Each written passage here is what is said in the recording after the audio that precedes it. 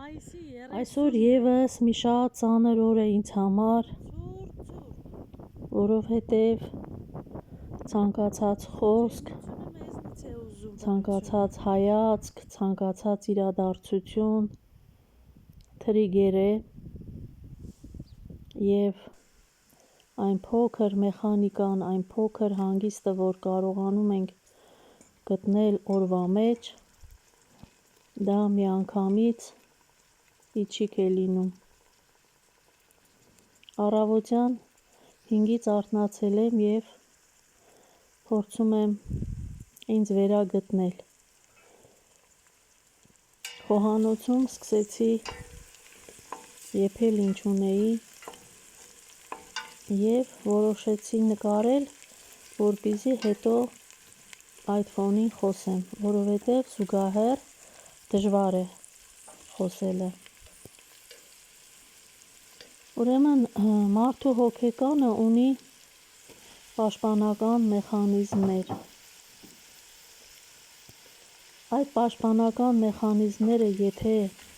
ժամանակ առ ժամանակ չաշխատեն, մարդը պարզապես միանգամից փուլ կգա, կոչնչանա։ Այդ մեխանիզմներից են դիսոցիացիան, հոգեբանության մեջ այդպես է կոչվում, ինտելեկտուալիզացիան, ինչպես նաև էմոցիոնալ անզգայացումը։ Դուք էլ հաճախ տեսած կլինեք, երբ մարդիկ իրենց ծանր վիշտը, իրենց որդիների կորուստը, զոհվելը պատմում են տարօրինակ սառնասրտությամբ։ Դա հենց նմանատիպ մի դրսևորում է, այսինքն ոչ թե մարդիկ չեն զգում, այլ այդ պահին իրենց ներսում կատարվում է անձի եւ այդ ցավի միջև հեռավորություն ստեղծելու մի հնարավորություն։ Դա դիսոցիացիան է, երբ միտքը ստիպված է լինում մի փոքր հեռավորություն ստեղծել սեփական անձի եւ այդ ցավի միջև գոյատևելու համար։ Գիտակցությունն այդ պահին կարծես անջատվում է իրական հույզերից եւ կյանքի ամենածանր աղետի մասին պատմելիս մարդը կարծես կողմնակի դիտորդի նման լինի, կարծես պատմում է մի գիրք կամ ուրիշի հետ պատահած որևէ իրադրություն։ Ուրեմն սա արվում է ոչ թե այն պատճառով, որ մարդը չի զգում, այլ եթե այդ պահին նա իրեն թույլ տա, որ ցավի ողջ ալիքը ներս խուժի, նրա հոգեկանը պարզապես չի դիմանա։ Ինտելեկտուալիզացիան դա այն է, երբ ցավն ու էմոցիան փոխարինվում են չոր փաստերով, մեխանիկայով կամ վերլուծությամբ։ Դա հիմա ես եմ կարծես դրանով առաջ շարժվում, երբ սկսում եմ իրավիճակին նայել ոչ թե սրտով, այլ սառը բանականությամբ, կարծես վավերագրող եմ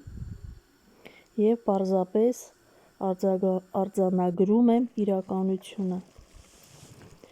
Էմոցիոնալ անզգայացումը դա արդեն կարելի ասել յուրօրինակ նարկոզ է հոգու համար, երբ վերքը շատ խորն է, մարմինն ու միտքը թմրում են, որպեսզի մարդը կարողանա շարունակել իր ֆունկցիոնալությունը, քայլել, խոսել, աշխատել։ Հիմա ինչու է դա կատարվում իմ կամ նմանատիպ մեկի դեպքում։ Երբ տեսանյութում ես պատմում եմ իմ զգացածից, բայց կողքից թվում է իմ մասին չէ, դա իմ հոգու ինքնապաշտպանությունն է։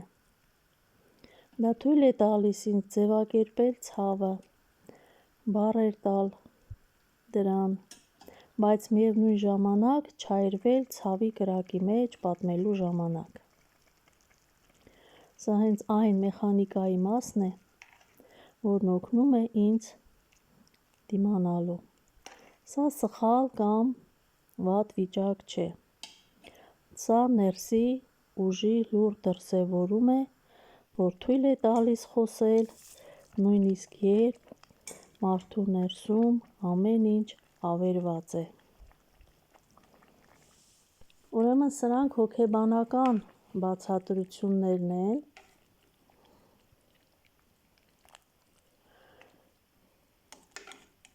և փաստորեն սա իմանալը մեզ էլ է հասկանալի դարձնում մեր վիճակը, երբ օրինակ ինձ ասում էին դու չես լացում, ես իրականում չեմ լացել, որովհետև հարվածն այնքան անսպասելի էր և այնքան խորն էր, այնքան ծանր էր, որ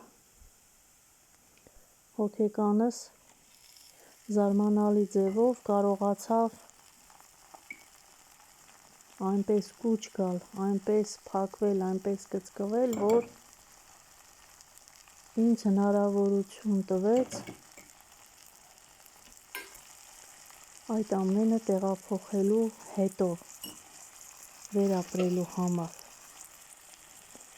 Դրա համար է ես հիմա զգում եմ, որ իմ վիշտը կարծես նոր է բացվում, նոր եմ դրա ծանրությունն ու խորությունը փորձում վերապրել, նոր է իմ համար սկսում ավելի ծանր և գիտակցումը անշրջելիության կարծես նոր է հաստատվում։